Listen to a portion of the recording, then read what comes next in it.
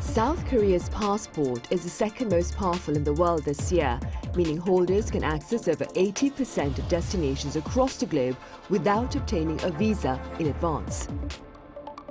So what are the implications of this ranking? And in contrast, which countries have the weakest passports? Also, does a powerful passport mean a greater demand in the black market? Welcome to Issues and Insiders. Today we address the implications of powerful passports and more in modern society. For this, I have Professor An Junseong at Yonsei University live on the line. Professor, and it's been a while. Welcome back. Thank you. Happy New Year. Right, Happy New Year, Professor. I also have Kwon Soa here in the studio with me, so it's good to have you here. Good afternoon, Sunny. Right, so we'll start here in the studio then. Let's begin with a few details about the best passports to have this year, according to, of course, the Henley Passport Index, as well as the Arton Capital Passport Index. Right, so there are a number of global passport rankings that score countries, mainly based on the number of destinations as a passport holder has access to without a visa. And the Henly Passport Index is the original ranking, which is based on travel information data from the International Air Transport Association. So let's get straight into the most powerful passports to hold in 2023, according to a recently revealed quarterly report by Henley. It looks at 199 passports and 227 travel destinations. And Japan's passport is the best to hold this year, with the country topping the index for the fifth straight year. As you can see here, a Japanese passport gives you access to 193 destinations around the world without a prior visa. Then we have Singapore and South Korea close behind in the second place with access to 192 countries, followed by Germany and Spain tied in third. And then we've got a number of European countries, many European countries in the top 10, and the US ranks 7th. Now, what is noticeable is that 3 Asian countries are sitting in the top 3. And as for South Korea, meanwhile, South Korea's passport 10 years ago, Sunny, was ranked 13th. And since 2018, it's been always second or third. So there's been quite a jump in terms of Korea. And although this index was the first passport index, as I mentioned before, invented by the chairman of Henley and Partners, there are other indexes that are based on different methodologies that could be different territories, different divisions, or also different sources.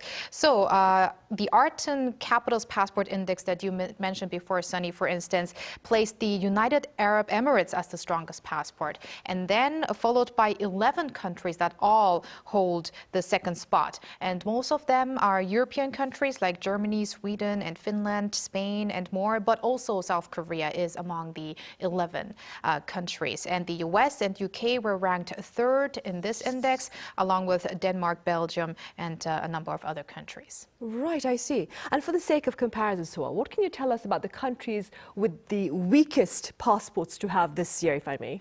Well, first off, being in possession of a weak passport can have various reasons: security concerns, government instability, civil unrest, or health issues as well. So let's take a look at the number of passports that give their holders access to 40 or fewer destinations without a visa. Afghanistan, according to the Henly Passport Index, is positioned at the bottom at 109th, with visa-free access to only 27 countries. The second worst passport to hold in year 2023 is Iraq, and then going up from 107th to 103rd, these all have fewer than 40 destinations on their list. And North Korea is at 102nd spot, possible to enter 40 places without a prior visa. In the case of North Korea, meanwhile, the majority of North Korean residents are actually not allowed to leave their country. So in that country, passports are actually rarely issued. Right, I see. Professor An, as Soa has mentioned, regardless of which index we take into account, South Korea this year has the second most powerful passport in the world. That being said, what is the significance of this particular standing, Professor An? Yeah, I guess there are 2 observations. First, that the United States of the South Koreans have been significantly improved that's good news that there's more freedom for South Korean traveler to travel free without visa to many destinations. You could see that the United Nations members, like about 193, I think that's the South Korea considers a 192 free destination. That's almost all United Nations member country, perhaps except North Korea, right?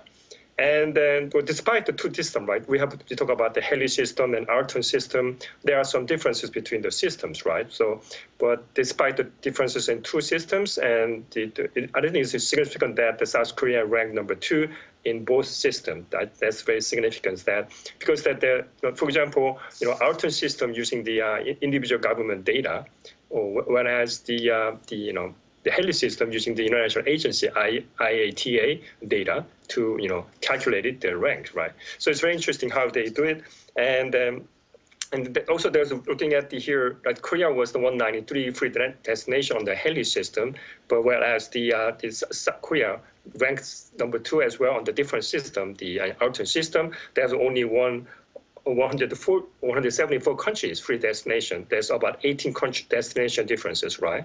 So I see that depends on what kind of data they're using it. For example, I think the Henley system using the international agreement, how the international agency data, means that Korea technically, according to the international agreement, they can have up to 192. But the government perhaps taking more conservative approach, saying they're allowing only 174 country destination without visa. Something means that might be some government policy to restrict the South Koreans traveling to some countries, although they could do it on the international agreement. So this depends on how the specific government have their foreign policies, how they want to do it, how they consider about the safety about their own citizens overseas. Right, I see. Also, Professor An, as Soa mentioned earlier, according to the Henly Passport Index, the top 3 most powerful passports are all Asian, including South Korean, Japanese and Singaporean. What do you suppose are the broader implications of this particular reality with regard to geopolitical matters? Yes. First of all, I think that there is some the international competition between two continents, basically the Europe and Asia. Both systems, right? The Henley system is the UK-based company, right? And then the Arton is I think it's Hong Kong, it's Singapore, right? In Asia, based on Asia. So basically, they have two different competing. And if you actually see the ranks, and there's 3 Asian countries, and the rest of them most likely the EU members, basically. So it's kind of competition between EU and Asia.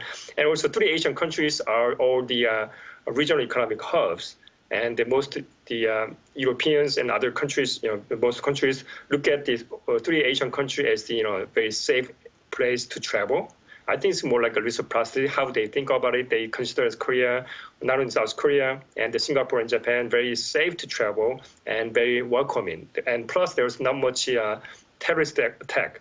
There's no Thai connection to Thai international terrorist activity. So I guess that most countries see that it's very safe country to travel. Also, there's not much international terrorist activity on 3 countries.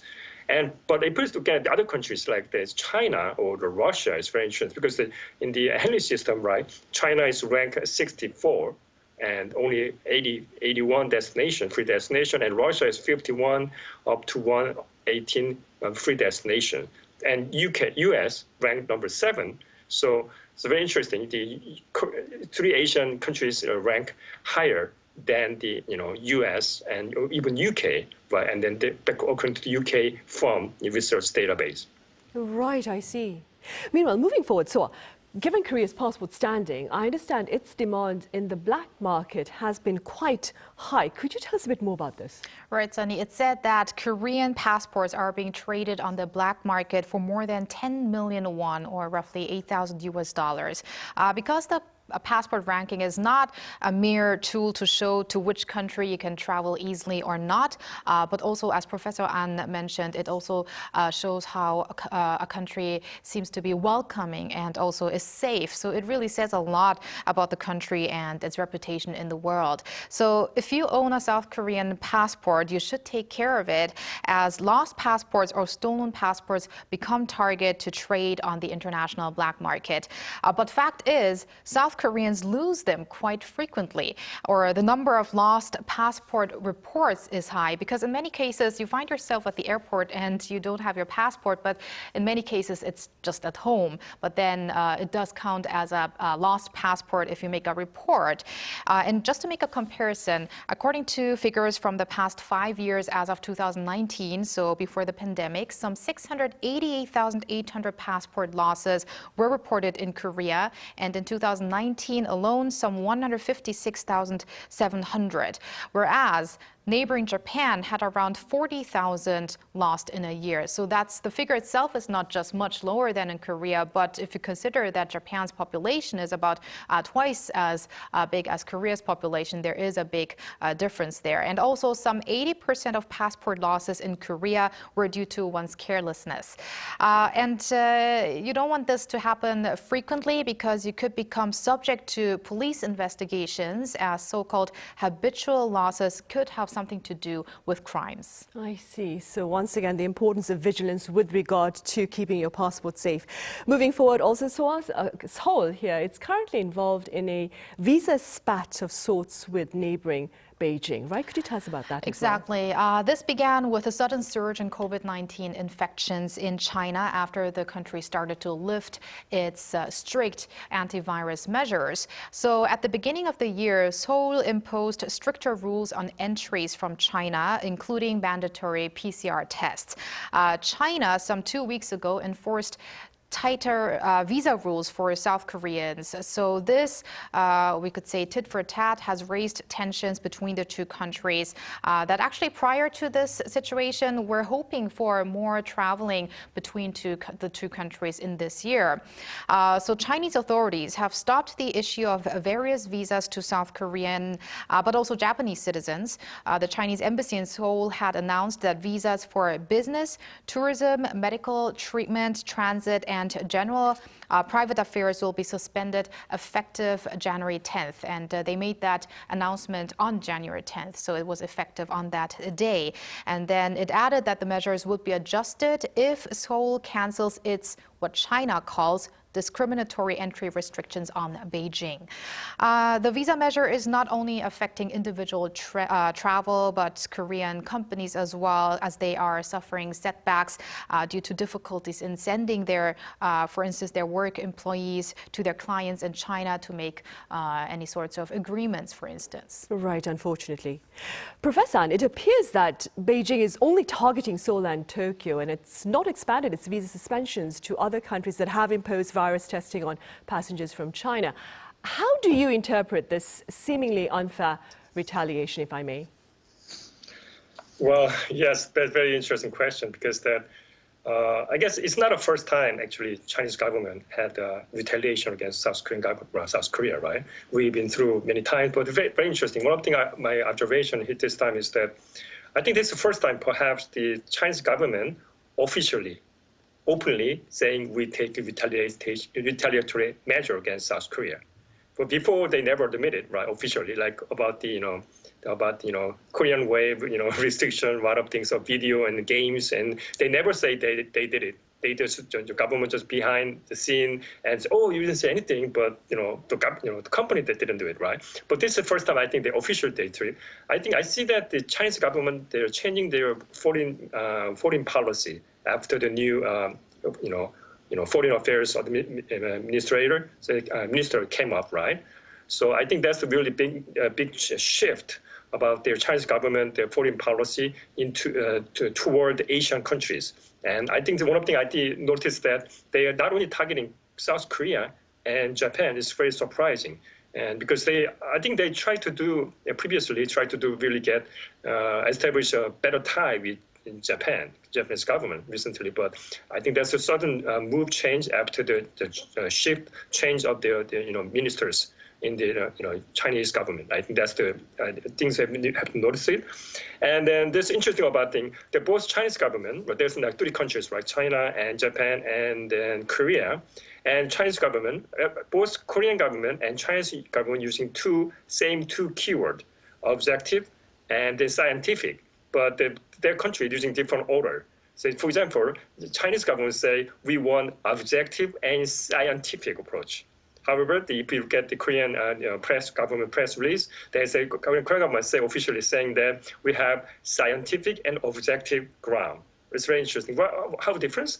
I guess it depends on Chinese government perspective. They might think that it's unfair against their citizens because that according to their internal policy, we call public policy, zero COVID policy, right? Although not many people believe, right? Inside China or not in Asia, and internationally, it's not really recognized. But they officially admitted, the Chinese government officially admitted that there's a zero COVID-19 policy. But they recently gave up. But still, so if it's saying that they tell the public saying, the citizens, oh, we have zero COVID-19 situation recently, and we got improved very well. And there are some countries like neighboring countries, even like Korea and Japan, saying you cannot come to our country because you have outburst in China. Right, that's really big against their public policy, domestic policy. That's why I think they're taking it very seriously about their not only the international issue, it's more like a domestic issues, domestic politics, saying that try to prove themselves. The government have to show that we have doing better, good job, but kind of going against it. So I think that's Chinese government taking very stronger measure against both Asian countries. Right, and against that backdrop of stronger measures, Professor An, as Soa mentioned earlier, how does this visa standoff between Seoul and Beijing look to affect bilateral business interactions as well as social exchanges? Very interesting news. There's you call in psychology term, they call crispy effect. Means that if you take reward someone to do something, they don't want to do it, or they want to punish someone to make something to prevent someone to doing something, right? There's a psychological term expression saying that if you want to do something, you have to take a stronger measure each time. So if someone try to punish someone coming too late to the class, and I'll give you 1 grade down.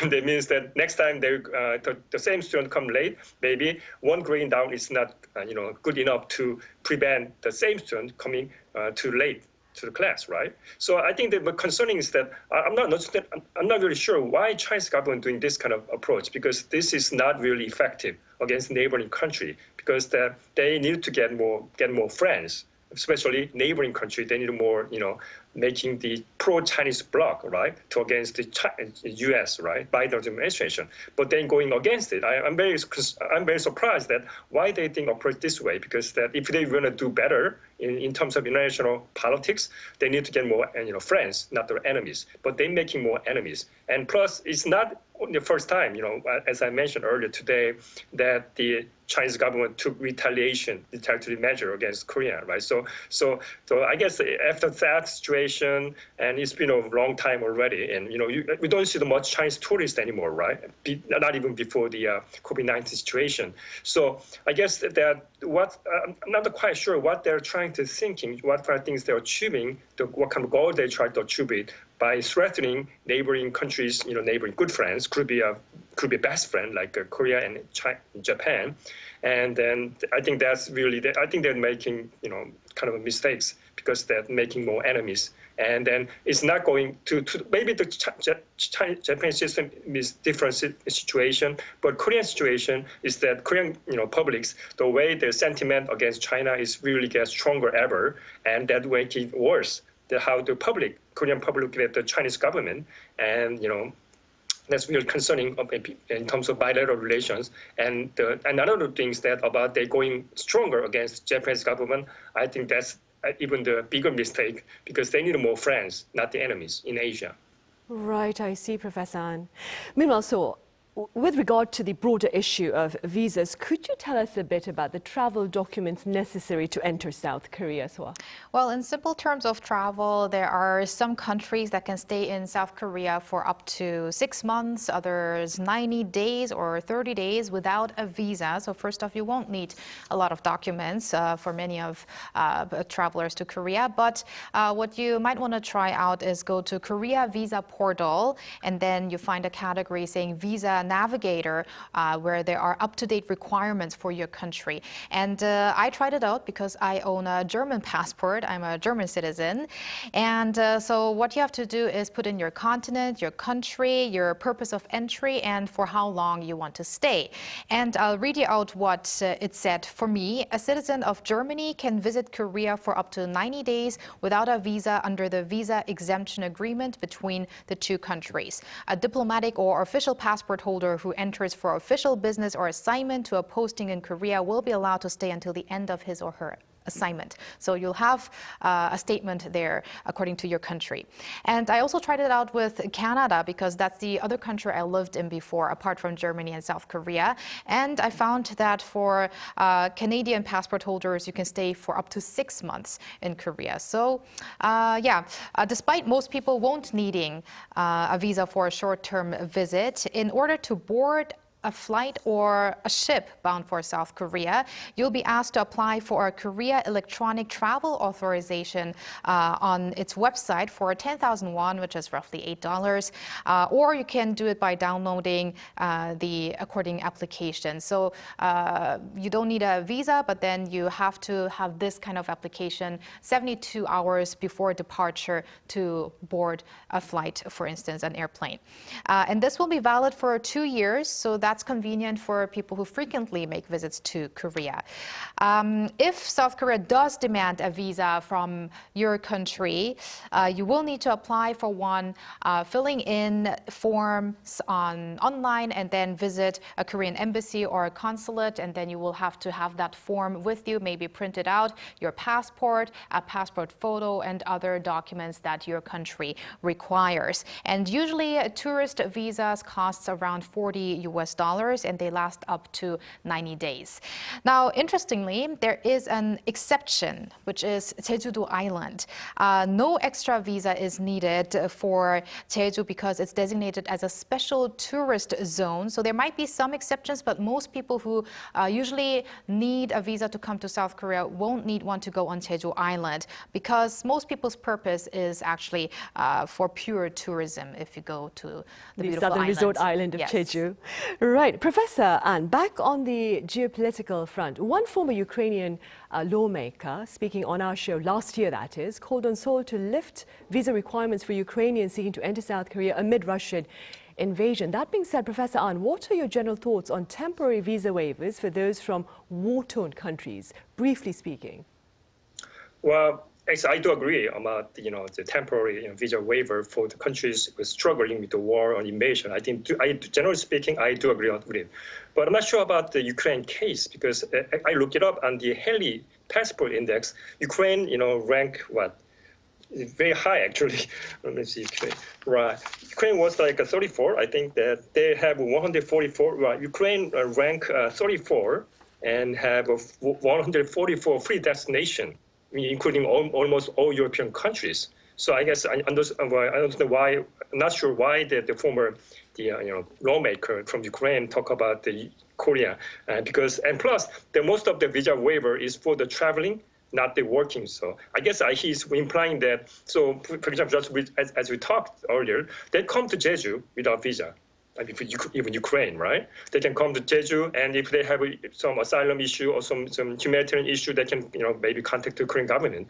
But so I'm not sure why he's talking about this because the Ukraine is very powerful passport actually compared, it's much higher than Russia actually. They can travel much better than the Russian passport, right? So, yeah. Right. I think she was referring to how there were many protocols to go through in order to get a visa. Meanwhile, Soa, there's been a surge in passport applications here in South Korea amid the ease in travel restrictions in recent times, right? Right. Especially you could feel it during the Lunar New Year holidays because it was the first Lunar New Year holiday since social distancing measures have been lifted. So you could see a really big surge in applications. Last year in January, you had some 800 applications, and then in December, over 4,000. So they said it took almost up to 10 days for some municipalities to actually issue a new passport. But I'm sure they're willing to wait as long as they could venture outdoors. I believe so. Right. So as always, thank you very much for your thoughts. And Professor An, thank you very much for your time and your insights today. All right, thank you. Right, well, that ends this week's editions of Issues and Insiders. We'll be back same time next Monday. Do join us then. Have a great weekend.